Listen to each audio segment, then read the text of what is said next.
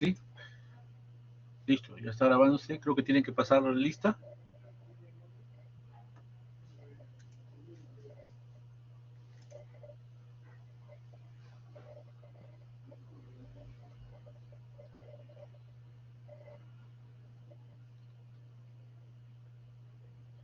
Sí, tienen que... Buenas tardes, buenas tardes. ¿Tienen que poner presente? No, o podemos empezar. Puede empezar, doctor. El doctor Chocano manda un formulario por Google para llenar la asistencia, no se preocupe. Ah, ya, ok. Listo. Buenas tardes a todos. Primero, déjenme...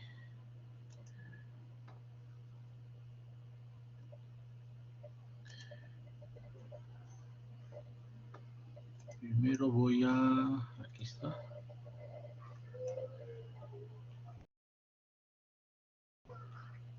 Estoy compartiendo en el sistema, en el Blackboard, estoy colocando la clase de hoy en PDF, ¿sí? Para que lo tengan también ustedes. Ahora ya está cargando. Y ahí ya empezaríamos con la teoría, ¿sí? No debemos demorarnos mucho, media hora, 45 minutos a lo sumo. Muy buenas tardes con todos, bienvenidos al curso de neumología. Definitivamente para quien habla, la neumología es la especialidad más bonita, más sencilla, más interesante, obviamente, ¿sí? Entonces, espero poder transmitirles a ustedes la pasión, por decir de algún modo, que yo siento por esta especialidad en la medida de lo posible. ¿Me confirma, por favor, si es que se ve la pantalla? Sí, doctor, sí se ve. Sí, ok, muchas gracias. Mi nombre es Félix Llanos Tejada, yo soy médico neumólogo del Hospital Nacional 2 de Mayo, soy docente de la universidad de ustedes, la Universidad Ricardo Palma, ya algunos tiempos, ya algunos años. Los acompaño a ustedes no solo en el curso de neumología, sino también en el curso de tesis para pregrado y también en el curso de posgrado, dicto clases para las especialidades de medicina interna, para las especialidades de neumología en la universidad. Sí, para mí es un gusto poder estar con ustedes y poder hablarles algunas pinceladas sobre este tema de la tuberculosis pulmonar. Sí, entonces empecemos diciendo que la tuberculosis es una enfermedad infecto contagiosa transmisible, ¿sí? Y la vía de transmisión es definitivamente la vía aérea respiratoria, es decir, tiene una transmisión aérea un poco parecida a la del COVID, ¿sí? Aunque COVID tiene una transmisión aérea y otro tipo de transmisión por fomites, que es la más frecuente, ¿sí? Aquí básicamente es una transmisión aérea. Puede afectar diferentes órganos la tuberculosis, pero definitivamente el mayor porcentaje de afectación, más del 80% de los casos de tuberculosis, son casos de tuberculosis pulmonar y muchos de los casos, más de la mitad de los pacientes que tienen tuberculosis en otros órganos, tienen también afectación pulmonar. Ese es el motivo por el cual lo estamos haciendo en el curso de neumología, la enfermedad. Sí, es una enfermedad, les presento al doctor eh, Robert Koch. El doctor Robert Koch, Koch, es un médico, patólogo que aisló el bacilo y la tuberculosis. Y no solamente lo aisló, porque realmente el aislamiento del bacilo no es una exclusividad de él, sino que él demostró la patogenosidad del germen, es decir, él pudo demostrar que ese germen que se había aislado era el germen causante de la enfermedad, ¿sí? Porque el germen ya lo habían aislado antes. Y él hizo algo que muchas veces muchos de nosotros no hacemos. No solamente hizo un descubrimiento, sino que el descubrimiento lo comunicó. ¿Sí? Y al haberlo comunicado, en el caso de él lo comunicó a la Sociedad de Fisiología de Berlín, el 24 de marzo del año 1882, al haberlo comunicado, de ese modo él pudo dar pie a que fue él, se entienda que fue él el descubridor. ¿Sí? Pues nuevamente, el bacilo ya se había aislado desde antes y él lo que demostró fue la patogenicidad, es decir, el hecho de que el bacilo se pueda transmitir y sea el culpable o el causante de la enfermedad. Por ese motivo, en el año 1982, 100 años después, el 24 de marzo de 1982, la Organización Mundial de la Salud, la OMS, patrocinó el primer Día Mundial de Lucha contra la Tuberculosis. ¿Sí? A partir de esa fecha, es que ya el otro año se van a cumplir 40 años, es que todos los 24 de marzo se celebra el Día Mundial de la Lucha contra la Tuberculosis. ¿Sí? Un germen tan antiguo como el mismo hombre.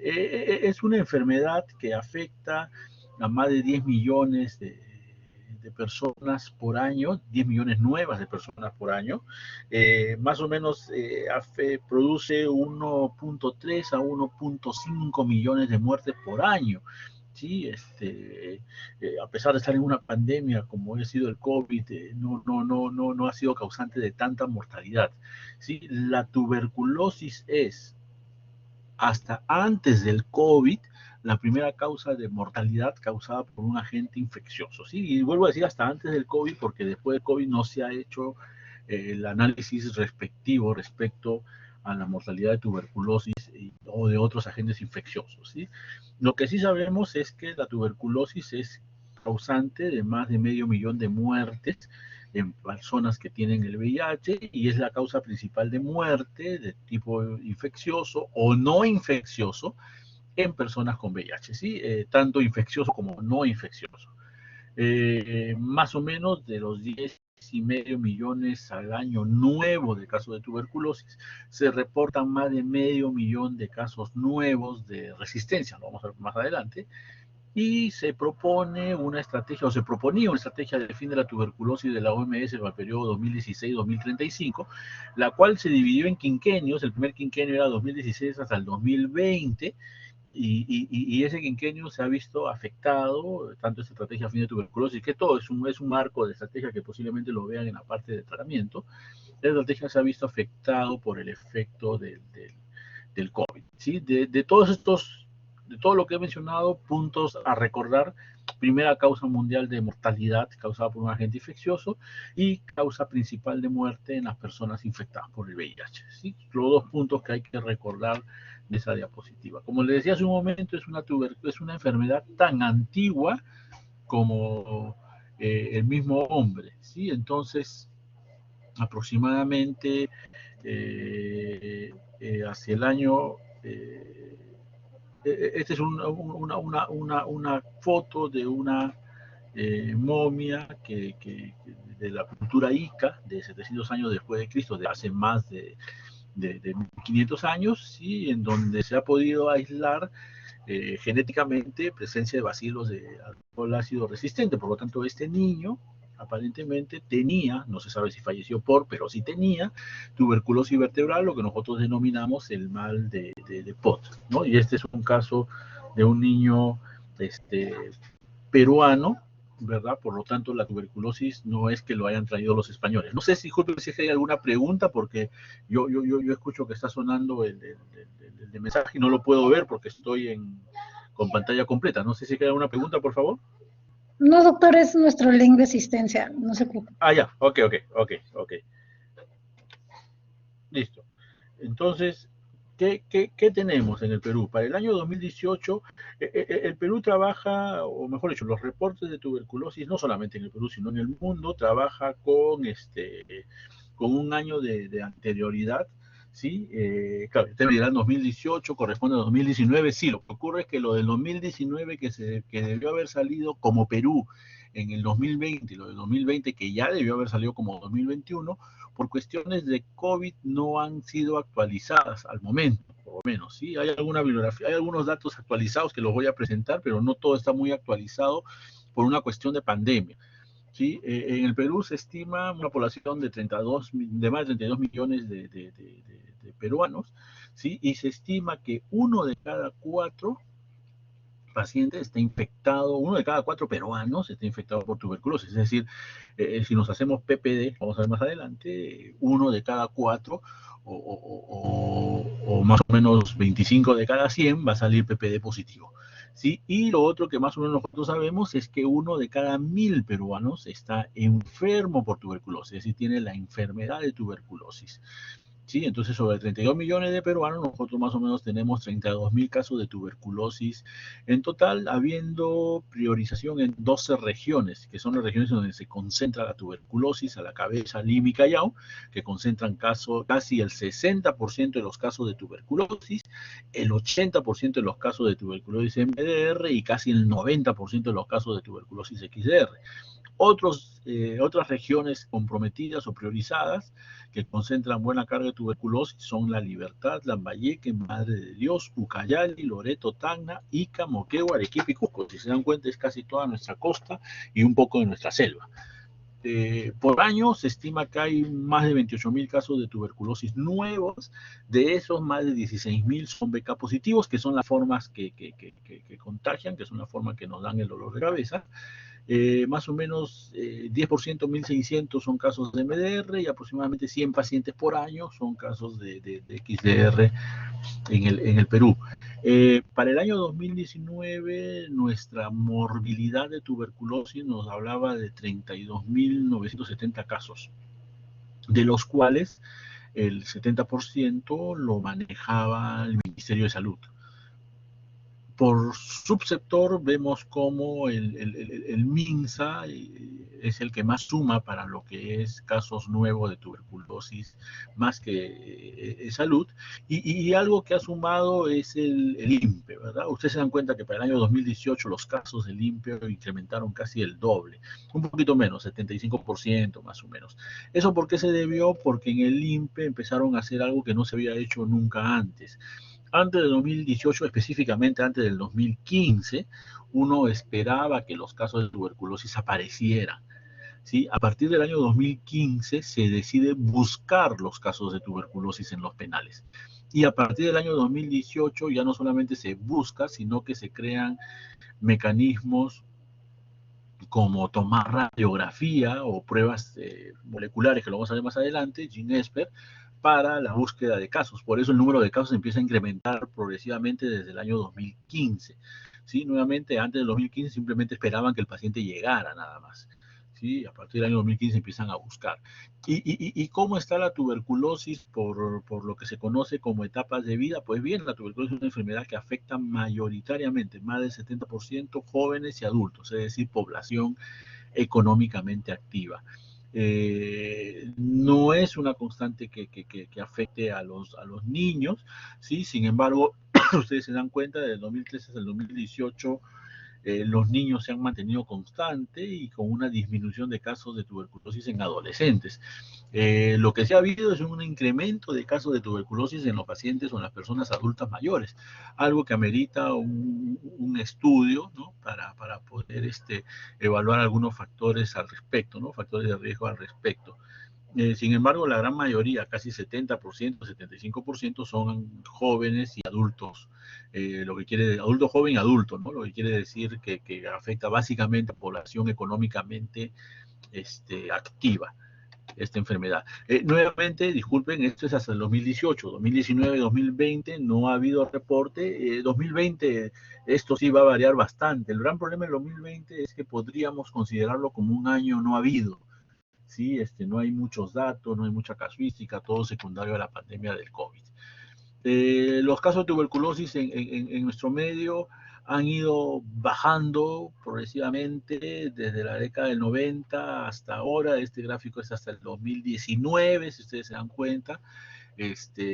A partir del 2017, 2018, la información se recoge a partir de un sistema que se llama SICTV, que es un sistema electrónico en donde nosotros ingresamos los casos de tuberculosis en el ministerio. Algunos de salud lo hacen, pero el ministerio lo hacemos todos. Y se da cuenta cómo, con este gráfico, dos cosas que creo que hay que prestar mucha atención, ¿no? Primero, que los casos definitivamente han ido bajando. Esto es hasta 2019, ¿ah? 2020, esto que está acá va a ser una catástrofe realmente, eso es lo que se está proyectando, secundario al COVID, ¿sí? Pero es hasta 2019 y vemos cómo los casos han ido disminuyendo progresivamente. Y lo otro que hay que recalcar de estos casos es que más o menos desde el año 2012, si es que ustedes observan, ¿sí? Lo azul son número de casos, lo rojo son los casos nuevos por año que también se mantienen constantes y los verdes son los casos nuevos por año pero beca positivos que también se mantienen constantes. Y lo que ustedes ven desde el año 2011, 2012 es que se mantienen constante como una meseta.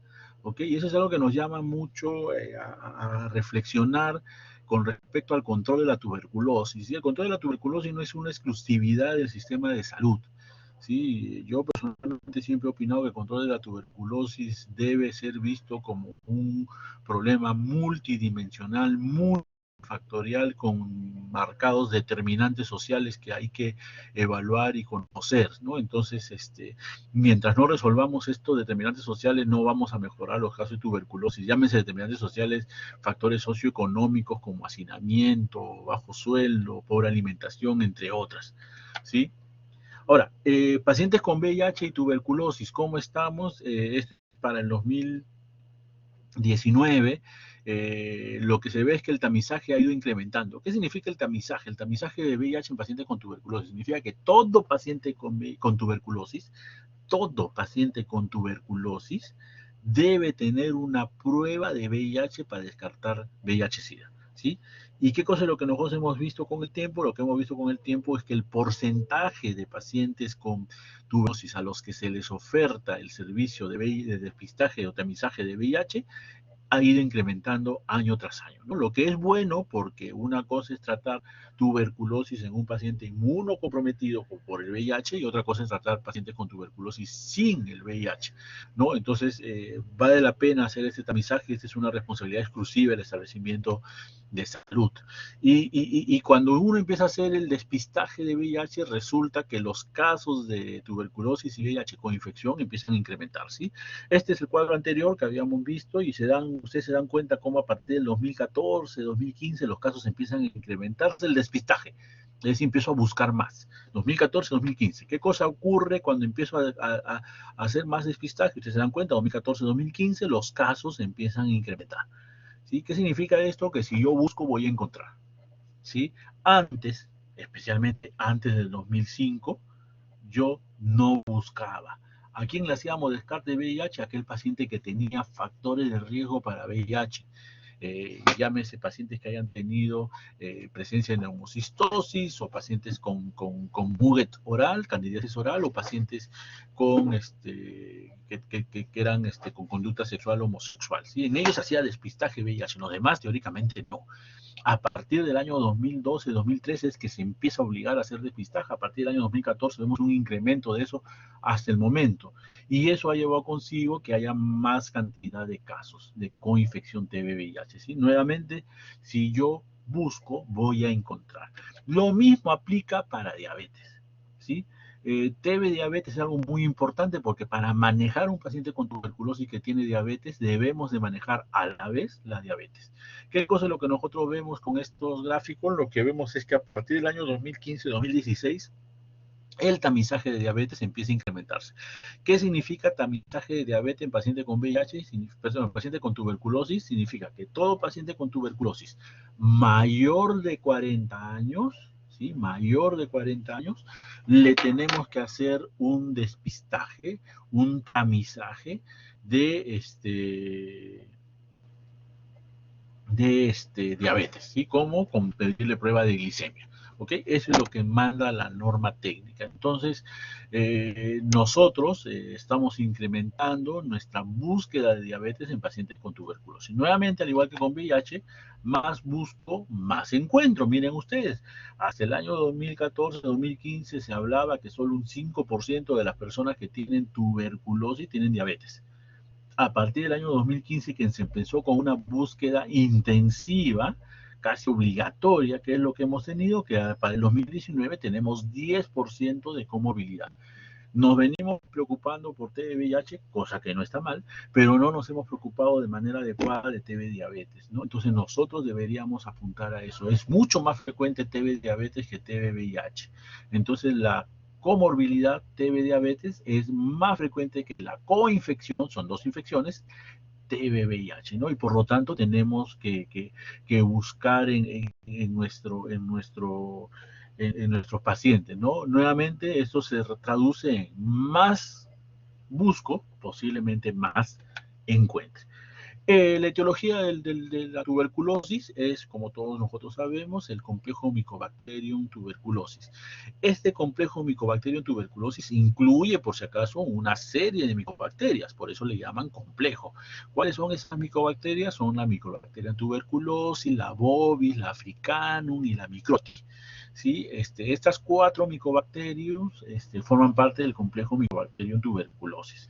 Sin embargo, para suerte nuestra, por decirlo de algún modo, la mayoría de casos, más del 95%, son Mycobacterium tuberculosis propiamente dicho.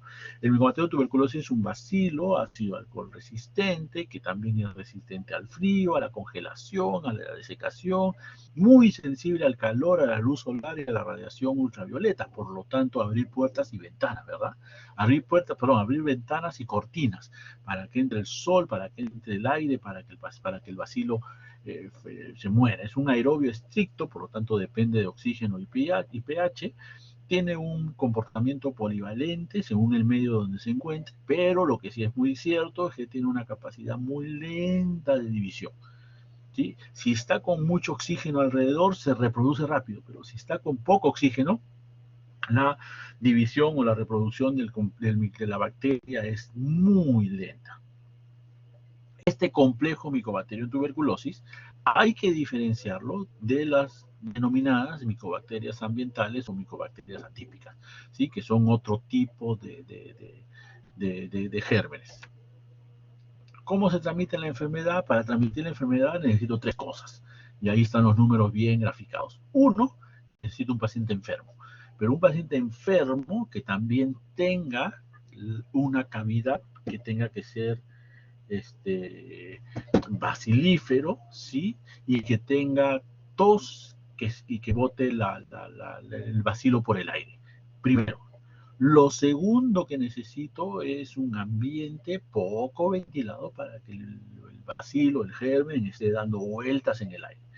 Y lo tercero que necesito, obviamente, es un receptor, una persona que reciba esos aerosoles, los inhale y estos aerosoles lleguen al pulmón. ¿Sí? Esta es la transmisión aérea del bacilo. Entonces, la patogenia, ¿cómo es? Yo debo tener un paciente enfermo, bacilífero, exponerme a ese paciente enfermo bacilífero, inhalar los bacilos, y una vez que los bacilos llegan al alveolo pulmonar, se van a encontrar con la primera gran defensa, que es el macrófago alveolar. El macrófago alveolar va a producir algo que nosotros llamamos inflamación local, ¿sí? La formación del granuloma. Esta inflamación local va a tratar de ser respondida y va a tratar de ser controlada a través de algo que nosotros llamamos una diseminación local, es decir, las células inflamadas se van a dirigir a donde se dirigen todas las células inflamadas, que son los ganglios a través de la linfa, y en los ganglios se va a formar una adenopatía regional. Esa es una diseminación local. Esto que está acá, hasta ahí es lo que nosotros denominamos el complejo de Gone, ¿sí? Sin embargo, si no tengo un buen mecanismo de defensa, ya sea alveolar o ya sea ganglionar, lo que vamos a tener es una diseminación hematógena a través de la sangre, formando múltiples focos metastásicos de enfermedad a cerebro, a hueso, al riñón, a los intestinos o al mismo pulmón del mismo lado contralateral.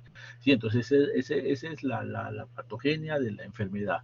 Esta patogenia, esta inflamación y cese de la captación del bacilo va a tener una inmunidad específica mediada por linfocitos, específicamente linfocitos TCD4.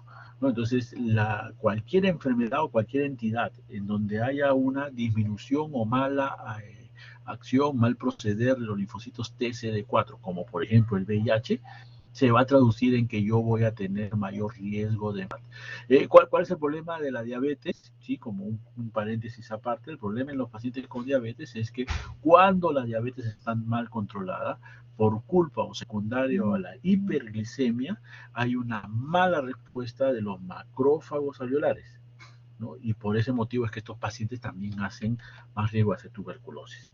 Entonces, una vez que el bacilo ha entrado a nuestro cuerpo, vamos a tener lo que nosotros denominamos o sabemos que existe, que se denomina infección primaria. Esta infección primaria o primoinfección es una entidad que puede o no evolucionar. ¿Cómo yo la detecto? La vamos a detectar a través de la presencia de una conversión inmunológica denominada PPD. Esta primoinfección o infección primaria se puede quedar ahí nada más y formar lo que se denomina en otros países tuberculosis latente. Aquí en nuestro medio nosotros le llamamos infección TB.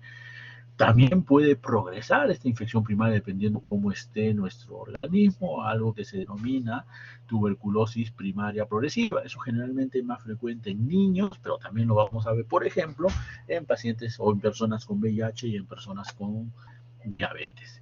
Y la otra posibilidad es que esta infección primaria haga algo que se llama una reactivación, o sea, una tuberculosis postprimaria.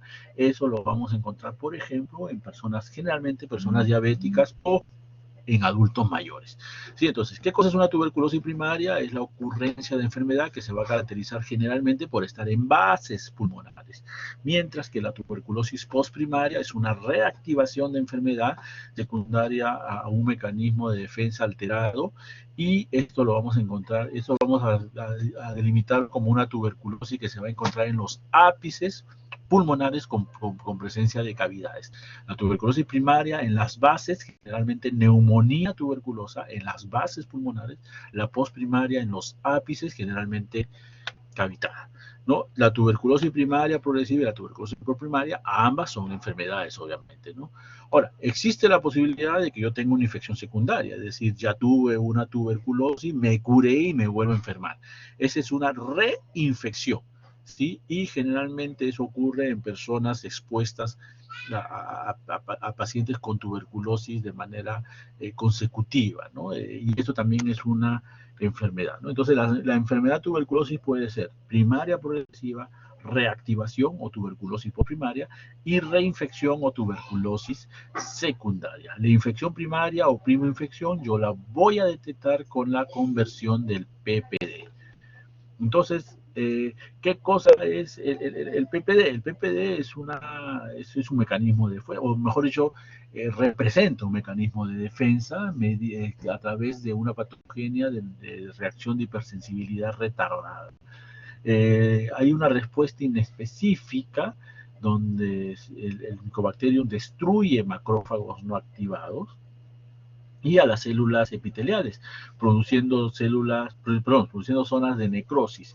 Esta zona de necrosis va o bien progresa enfermedad o bien progresa fibrosis y calcificación, ¿no? Lo ideal es que vaya a fibrosis y calcificación, ¿no? Lo que se denomina el complejo de Rankin, ¿no? ¿Puede ir evolución de enfermedad? Sí, eso es nuevamente tuberculosis primaria progresiva.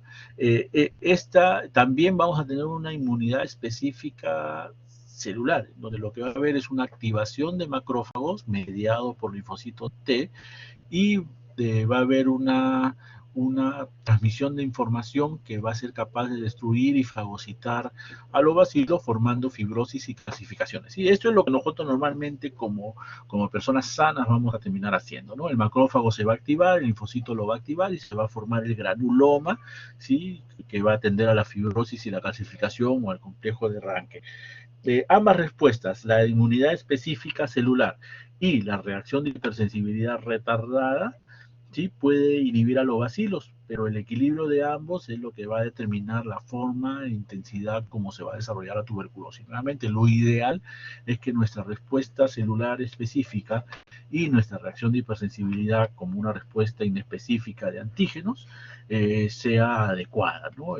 Que lleve a la formación de complejos de Ranke o fibrosis y calcificación de los granulomas.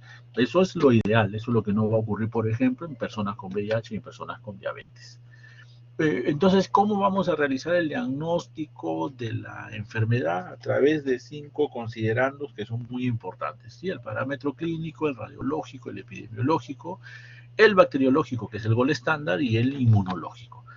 Desde el punto de vista clínico, lo que tenemos que ver es que la presentación de esta enfermedad es crónica, de lenta instalación, puede tener presentaciones subagudas o agudas, y los síntomas respiratorios, el más frecuente obviamente, va a ser tos con expectoración más de 2 semanas. Eso es lo que se denomina sintomáticos respiratorios, así le llaman en la literatura. Puede haber otras molestias, disnea, dolor torácico, hemoptisis, insuficiencia respiratoria, pero lo que generalmente no va a faltar es tos con expectoración más de 2 semanas.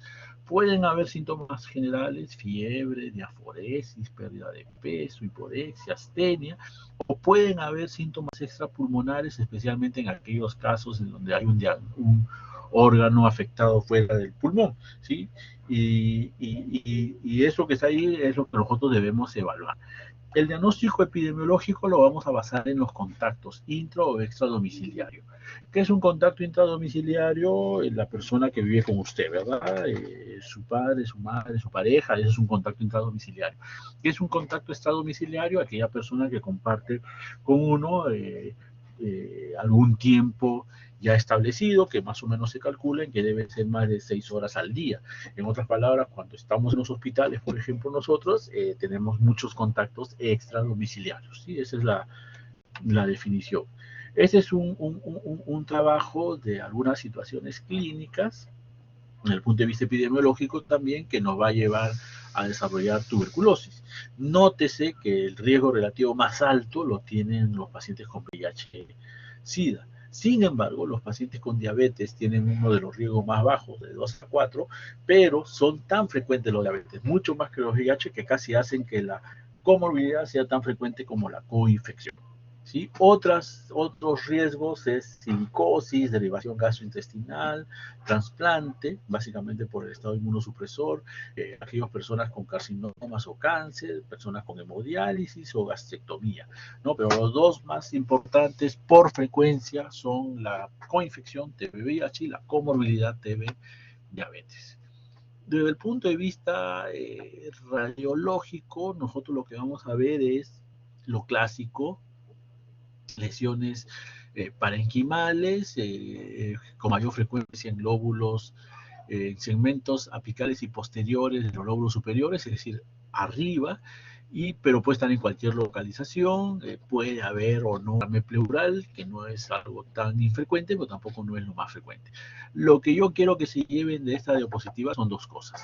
Uno, que la tuberculosis generalmente, especialmente la postprimaria, es en lóbulos superiores, y 2, que más de la mitad de los pacientes inmunosuprimidos, especialmente los pacientes con VIH, pueden tener tuberculosis con radiografía de tórax normal. ¿Okay? Una radiografía normal en un paciente con VIH no nos descarta tuberculosis. En los pacientes con VIH, por favor, siempre, en la medida de lo posible, solicitar una tomografía pulmonar para ver las lesiones. Desde el punto de vista microbiológico o bacteriológico, este es el gold estándar. ¿Cómo hacemos el diagnóstico? Existen técnicas convencionales como la baciloscopía, el cultivo, que hasta ahorita sigue siendo el gold estándar, con identificación de gérmenes y con presencia de antibiograma. El antibiograma en tuberculosis, ¿sí? Se denomina prueba de sensibilidad, ¿sí? Pero no es otra cosa que un antibiograma, ¿sí? Por eso le he puesto con ese nombre. Entonces, la baciloscopía. La baciloscopía es una tinción, ¿sí? A diferencia de otras bacterias que basta con la tinción de Gram, en tuberculosis tenemos que usar otro tipo de tinción. Y la tinción que nosotros utilizamos es la tinción de baciloscopía mediante el método de Ziehl-Neelsen, ¿sí? En donde idealmente para mejorar la sensibilidad se piden 2 a 3 baciloscopías.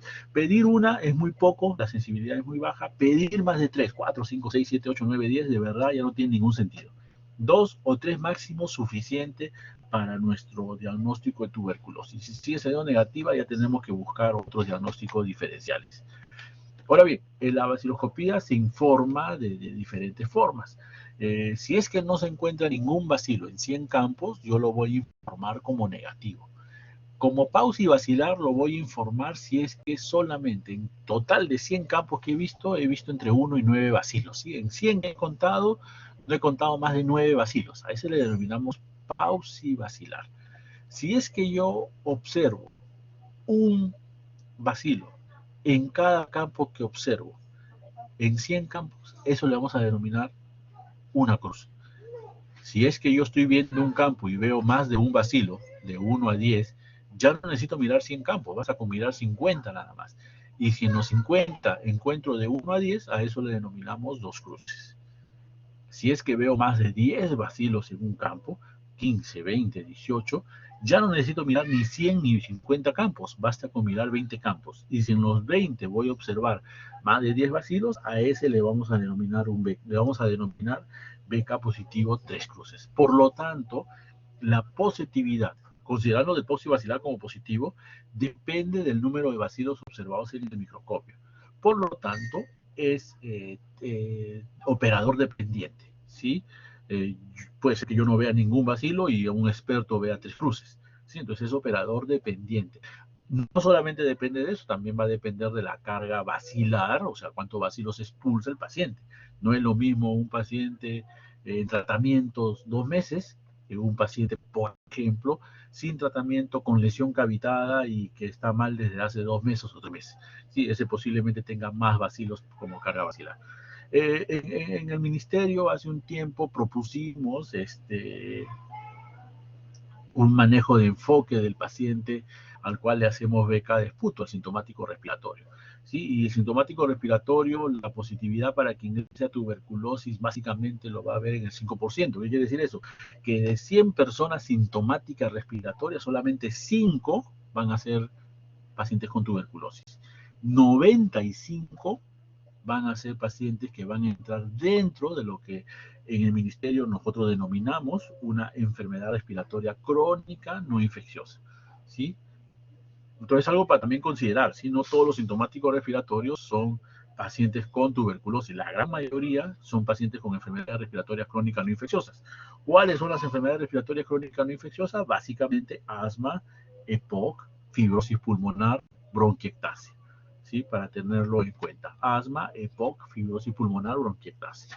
El cultivo es el gol estándar, ¿sí? De las pruebas de tuberculosis. Existen cultivos medios sólidos, como el Lowenstein-Jensen, cuyo resultado aproximadamente demora 2 meses, o el cultivo de Ogawa. En el Perú, por si acaso, el que más hacemos nosotros es Ogawa, más que el Lowenstein-Jensen. Lowenstein-Jensen es el clásico, ¿verdad? Pero el que nosotros más hacemos es el Ogawa, por una cuestión de costos. Pero, disculpe, hoy por hoy existen cultivos que se llaman cultivos en medios líquidos o automatizados. Estos cultivos en medios líquidos o automatizados en nuestro medio, ya cada vez tenemos menos el MOTS, hemos tenido, pero ya cada vez menos, pero ahora lo que más nosotros tenemos es un medio que se llama el MGIT Bactec. ¿Sí? Entonces, este medio de cultivo líquido automatizado ha venido a reemplazar el medio sólido, altamente sensible, muy específico, y en lugar de tener resultados en 2 meses, tiene resultados máximo en 2 semanas, ¿no? Esa es una gran ventaja. ¿Sí? Entonces, hoy por hoy en el Perú lo que estamos haciendo en el laboratorio referencial del Instituto Nacional de Salud es MGIT Bactec. ¿Sí? En algunos hospitales y en algunas instituciones todavía hacen cultivo medio sólido, o GAU es el que hacemos en el Perú, ¿sí? Por una cuestión de costos con respecto a la Lowenstein-Jensen, que demora 2 meses en salir, ¿sí? Pero uno que estamos haciendo como MINSA es el MGIT Bactec. Entonces, el NILSE es una muestra de esputo. El CNS es una coloración específica que denominada baciloscopía. El CNS también ha sido reemplazado con otro tipo de prueba que se llama fluorescencia con auramina, ¿sí? En donde lo que yo veo es el bacilo que está, el bacilo brilla, ¿sí? A través de un microscopio invertido, el bacilo brilla. Entonces no necesito ser muy experto para ver algo que brilla, ¿verdad? Si brilla es positivo. Entonces eso que está ahí es una ventaja. La gran ventaja de la uramina es que es mucho más caro, ¿sí? Mientras que la coloración, sí, el Nielsen debe estar costando 0.25 de dólar, la uramina más o menos cuesta 7 dólares, ¿no? Entonces para una población grande como la nuestra, que lo asume el Estado, es costoso, ¿no? Lo mismo ocurre con el Oversten Jensen y con el Bactec, ¿no? El Oversten Jensen es un medio cultivo muy bueno, ¿sí? Pero el Bactec es automatizado, ¿sí? Lo vemos al costado, capta los bacilos, el crecimiento de los bacilos en un sistema electrónico automático, ¿no? Y el problema es que es un poquito caro, pero el Perú está apostando a eso porque es mucho más sensible que aparentemente el Oversten Jensen. El antibiograma, desde el punto de vista microbiológico, como les decía hace un momento, en tuberculosis se denomina prueba de sensibilidad. ¿Sí? El antibiograma sirve para determinar resistencia o sensibilidad a fármacos y tenemos de dos tipos, las pruebas convencionales y las pruebas rápidas. Las pruebas convencionales son a su vez de dos tipos, el resultado más o menos demora 4 meses porque dependen de un cultivo sólido, el cultivo del Oversten Jensen sólido, positivo. Sí, tenemos dos tipos, el método de proporciones del Oversten Jensen y el método en proporciones en agar en placa. En el Perú, hace un par de años estuvimos haciendo el método de proporciones en agar en placa. ¿Sí? Hoy por hoy lo que hacemos son pruebas rápidas. ¿Sí? Las pruebas rápidas básicamente tenemos de 4 tipos. El MOTS es una prueba. El MOTS y GRIE son pruebas que ya no hacemos mucho en el Perú. El MOTS solamente lo están haciendo en Lima Sur, ¿sí? Chorrillos hasta Cañete. El GRIE ya no lo estamos haciendo como MINSA, ¿sí? Lo pongo simplemente como parte de la historia de la tuberculosis.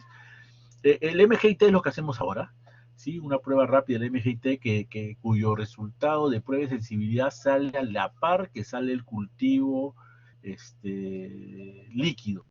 ¿Sí? Mientras sale el cultivo líquido, a la vez la máquina automatizada está haciendo también una prueba de sensibilidad, ¿no? Entonces este resultado, los 12 de la prueba de sensibilidad más las 2 semanas del cultivo, más o menos en un mes tenemos ya el resultado, ¿no? Lo que con las pruebas convencionales demora 4 meses.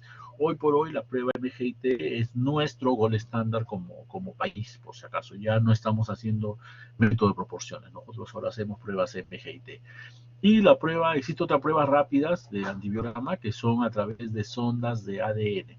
¿Sí? Lo interesante del Mycobacterium tuberculosis es que es una de las pocas bacterias y de las respiratorias, solamente Mycobacterium tuberculosis y neumococo, son las dos bacterias respiratorias en las cuales se ha podido determinar toda la secuencia genómica del ADN.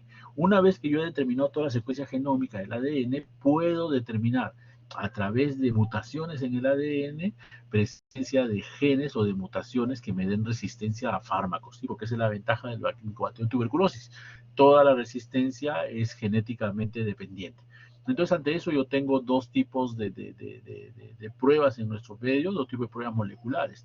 La prueba de genotype, ¿sí? Que es una prueba que me puede dar sensibilidad en 8 horas para isoniazida y rifampicina, y la prueba del GeneXpert, que es una prueba que me puede dar sensibilidad por ahora solo a rifampicina en 2 horas.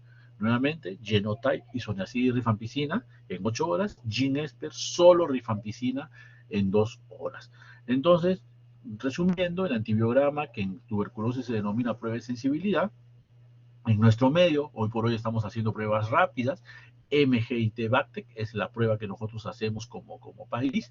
Ya no hacemos método de proporciones y tenemos pruebas moleculares de sondas de ADN. En nuestro medio tenemos básicamente dos, el Genotype y el GeneXpert. Genotype para isoniazida y rifampicina y GeneXpert para rifampicina. Disculpen, Genotype, isoniazida, rifampicina, quinolonas y inyectables de segunda línea. Y GeneXpert solamente rifampicina. ¿Sí? Este es un ejemplo de prueba de sensibilidad con el MOTS, que era un medio de cultivo, o con el GRIES, donde se ve cómo se teñía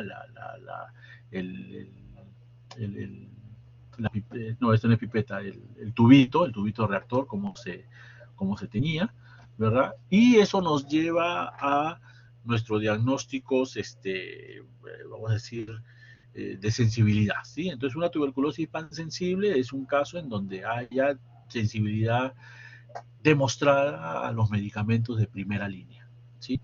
Una tuberculosis MDR es el paciente que tiene resistencia simultánea a la vez a isoniazida y a rifampicina. Una tuberculosis XR o extensamente resistente es un caso de resistencia simultánea a la vez a isoniazida y rifampicina, es decir, MDR, más una fluoroquinolona y un inyectable de segunda línea. ¿Cuáles son los inyectables de segunda línea? Amikacina, kanamicina o capreomicina. ¿Sí? Entonces, esta es la definición de estos términos, que es importante que uno los conozca para poder determinar el esquema de tratamiento, porque va a variar, eso lo van a ver más adelante, en la siguiente clase. Entonces, un paciente con tuberculosis activa, para que un personal de salud, nosotros, ustedes, tenga más riesgo de tener tuberculosis, hay algunos factores de riesgo propios del paciente, los cuales son que el paciente tosa, que el paciente tenga lesiones cavitadas, que el paciente tenga una enfermedad con BK positivo, como ya les dije, o compromiso laringio, que el paciente no se pueda cubrir boca y nariz durante la tos, lo que se denomina higiene de la tos, que el paciente tenga un tratamiento incorrecto o haya abandonado, o que el paciente tenga procedimientos que generen aerosoles. ¿Sí? Esas son condiciones del paciente que hacen que contagie más a un personal de salud. Y existen ciertas condiciones o ciertos factores en el personal de salud a que tengan mayor riesgo. Básicamente, quiero que miren, me dice volumen de pacientes, es decir, hacinamiento, ocupación del personal de salud, especialmente enfermeras, lugar de trabajo y quizá lo más importante, oportunidad diagnóstica. ¿Sí? Yo quiero que de esta diapositiva se lleven el hecho de que el diagnóstico de tuberculosis y el tratamiento no puede esperar un mes, 2 meses. ¿Sí? Si yo sospecho que mi paciente tiene tuberculosis, debemos hacer que este paciente haga una vaciloscopía. El neumólogo no es el encargado de solicitar vaciloscopía. La vaciloscopía lo puede solicitar cualquier personal de salud, ¿ok? En cualquier momento. ¿Okay? Entonces es importante ese dato, porque mientras más tiempo esté el paciente con tuberculosis sin tratamiento, más posibilidad de que nosotros nos contagiemos. Y lo otro es que tenemos que conocer que existen prioridades para evitar que nosotros como personal de salud nos enfermemos. Nuevamente, para que exista la tuberculosis necesita 3 cosas, ¿verdad? El paciente bacilífero, el medio ambiente y la tercera persona que respire el aire. Para controlar la tuberculosis tenemos que trabajar sobre esos 3 puntos, ¿ok? Lo primero es lo que se llama reducir la exposición del trabajador. Eso es un control administrativo, es decir, tratar de disminuir el número de pacientes, ¿sí? Disminuir el hacinamiento, por ejemplo. Lo segundo, reducir la concentración de las partículas en el medio ambiente. Eso es mediante algo que se llama recambio de aire y ese es un control ambiental. Y lo tercero es brindar protección personal al trabajador de salud. Eso se llama protección respiratoria y eso significa uso de respirador. Lo más importante, la prioridad es primera, segunda y tercera. ¿Ah? Por gusto uso mi respirador N95 si es que estoy en un ambiente cerrado y con un número importante de pacientes. Si es que disminuyo el número de pacientes y abro ventanas usando mi respirador, mi riesgo de enfermarme es bajo. ¿Sí? Y ya para terminar, decirles que la tuberculosis, una vez que se cura, también produce complicaciones pulmonares, la más frecuente bronquiectasia, pues puede llevar a otras más como hemoptisis, lesiones fibrocavitarias o fibrotórax. Y extratorácicamente puede producir una entidad que se llama amiloidosis y otra enfermedad como es la hipertensión pulmonar, entre otras cosas, ¿no? Entonces, la tuberculosis, una vez que se cura, también deja complicaciones y eso hace que esta enfermedad sea una enfermedad interesante para nosotros los médicos, porque no solamente vamos a mejorar la enfermedad, sino también vamos a ver las complicaciones que son enfermedades propias de la misma. Terminar con esta frase, la tuberculosis sí se cura, ¿sí? Así que eso hay que decir a los pacientes, eso los pacientes tienen que tenerlo bien en claro. Muchas gracias por su atención, no sé si es que hay alguna pregunta, ¿sí? A ver, estaré atento a lo que ustedes me digan. Muchas gracias.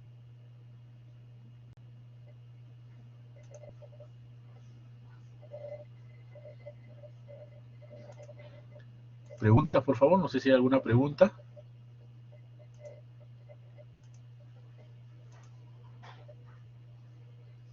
A ver.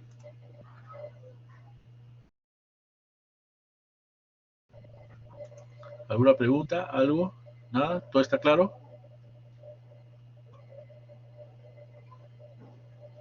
Sí, muy bien, entonces si todo claro, no sé si hay alguna pregunta, si no, eso sería todo, ya nos estaríamos viendo, como les dije, 45 minutos, no más, si no se pierde. Sí, dime Nicole.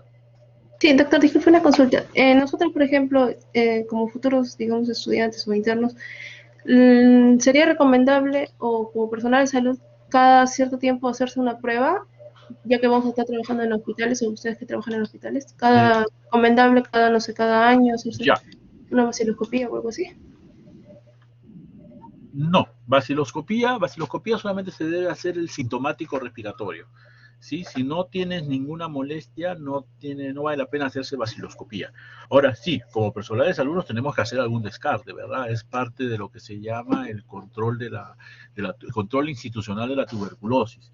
¿Cómo debemos hacer ese descarte? Básicamente dos cosas. Primero, el PPD, ¿sí? Para poder encontrar infección reciente. Idealmente el PPD me debo hacer todos los años. ¿Sí? Hasta que salga positivo, porque una vez que el PPD salió positivo, ya es positivo para toda la vida. ¿Sí? Entonces, lo primero es hacerse el PPD. Si sigo teniendo PPD negativo, no tendría mucho, pero sí, o sea, sí me tengo que preocupar, pero no mucho, no tendría mucho de qué preocuparme, ¿ok? Hasta que me salga PPD positivo. Una vez que tenga PPD positivo, lo que sigue es hacerse ya una radiografía de tórax, ¿sí?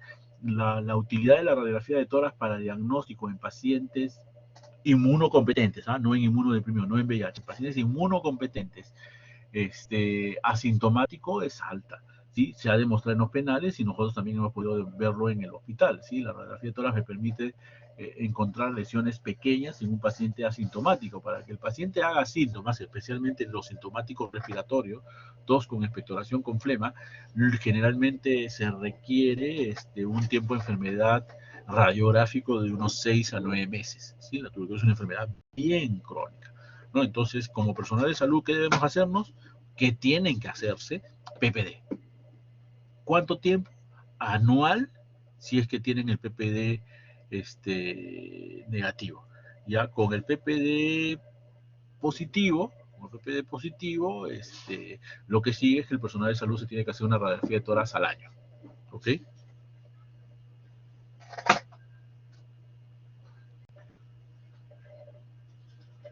Muy bien. ¿Alguien más? ¿Alguna pregunta?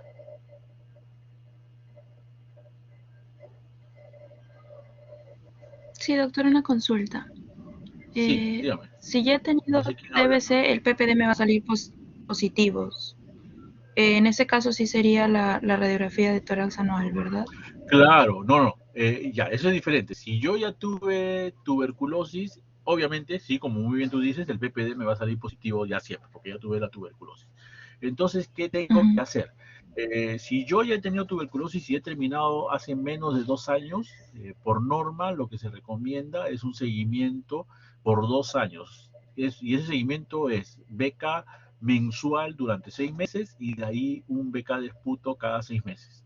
¿Okay? Si yo ya tuve la tuberculosis. Si ya tuve la tuberculosis, pero ya pasaron más de dos años, o sea, por ejemplo, tuve tuberculosis hace 10, hace 15 años, ¿qué cosa es lo que se recomienda en ese caso? Lo que se recomienda en ese caso es que el paciente requiere un seguimiento, no necesariamente con radiografía, ¿sí? Sino requiere un seguimiento potencialmente con vaciloscopía y o con tomografía. Digo no necesariamente radiografía porque las lesiones post-tuberculosas pueden simular tuberculosis activa, ¿no? Entonces ya eso complica un poquito ya el sistema. Hay algunos criterios tomográficos de reactivación de enfermedad, ¿no? Que no lo hemos tocado, pero eso ya le corresponde más al especialista.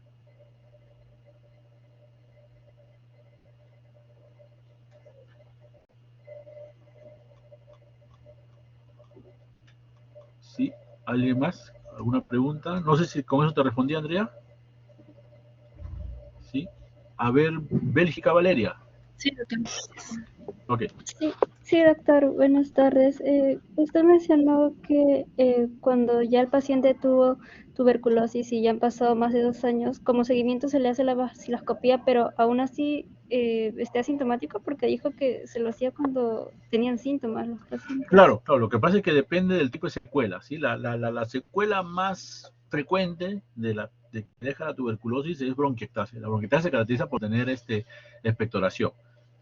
¿no? Pero en un paciente, en un paciente que haya tenido tuberculosis y que no le haya dejado ninguna secuela. Por ejemplo, tuve tuberculosis cuando tenía 5 o 6 años de edad y ahorita que tengo 20, ya quiero ver cómo estoy y resulta que mis radiografías los pulmones son normales, porque es lo más frecuente en niños, que en los niños no deje casi nada de secuela. En ese caso sí se recomienda que el seguimiento sea radiográfico, ¿no? Pero si he tenido tuberculosis, no sé, pues a los 25 años y ahora tengo 40 y tengo que ver cómo estoy, lo más probable es que me haya dejado la tuberculosis con bronquiectasia y por lo tanto tengo que posiblemente sí tenga expectoración. ¿Sí? Ah, ya, doctor. Sí, doctor, gracias. Okay. A ver, me está preguntando Saraí Guadalupe.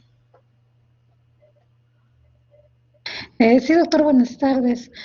Tengo una consulta, es acerca de los pacientes que, bueno, al contexto, los pacientes que sufrieron tuberculosis, por ejemplo, y adquirieron COVID. ¿Cuál Ajá. podría ser su riesgo o cómo esta enfermedad podría afectarlos con este nuevo virus y cuál sería el riesgo de mortalidad en estos tipos de pacientes? Ya, esa es una muy, muy buena pregunta, ¿sí? Aquí dos cosas. Uno, cómo afecta el COVID a la tuberculosis y dos, cómo afecta la tuberculosis al COVID, ¿ok? Dos cosas. ¿Cómo afecta la tuberculosis al COVID? Es algo que está ya más o menos, evaluado aparentemente, impresiona que fuese mayor riesgo, ¿sí? Por la literatura presentada. Sin embargo, la literatura presentada está sesgada porque se ha dirigido a los pacientes con COVID que se han internado. ¿Sí? Muy poco, la poca literatura que hay con respecto al paciente con COVID leve, que ha tenido tuberculosis, aparentemente siguen yendo bien del COVID. ¿Ok? Ahora, ¿cómo afecta el COVID a la tuberculosis? Y ahí la respuesta es mucho más fácil. No lo afecta en nada. Si tengo un paciente que tiene COVID leve y tiene también tuberculosis, debe seguir tomando su tratamiento para tuberculosis. El COVID no tiene nada que ver. Un error que ha estado cometiendo en nuestro medio de atención primaria es suspender tratamiento pensando que el paciente iba a empeorar, ¿sí? Y no es lo que corresponde. ¿Okay? Entonces el COVID no va a afectar a la tuberculosis. Con respecto a tuberculosis, si la tuberculosis va a afectar al COVID, esa es una muy buena pregunta, todavía hay controversia en la literatura. Ahora, ¿la secuela del COVID me va a predisponer a tuberculosis? Hasta ahorita la respuesta es no. ¿Ok? Por lo menos no es lo que impresiona ni a tuberculosis ni a micobacterios atípicos, como por ejemplo si ocurre con fibrosis pulmonar. ¿Sí? La fibrosis pulmonar, que es otra enfermedad, sí está más asociada a infección por micobacterios atípicos o ambientales. ¿Ok?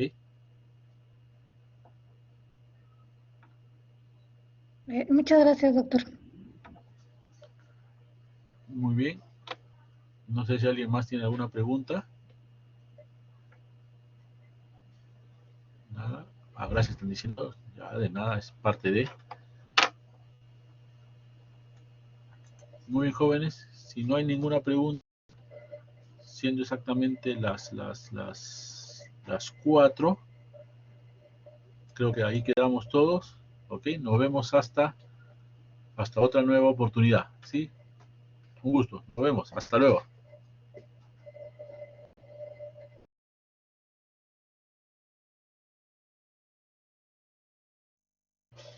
Sí, Karen, dime. Doctor, disculpe, no se olvide de parar la grabación, por favor. Sí, ahorita lo voy a parar. Ahorita lo voy a parar. No te Muchas preocupes. gracias. Ok, ok.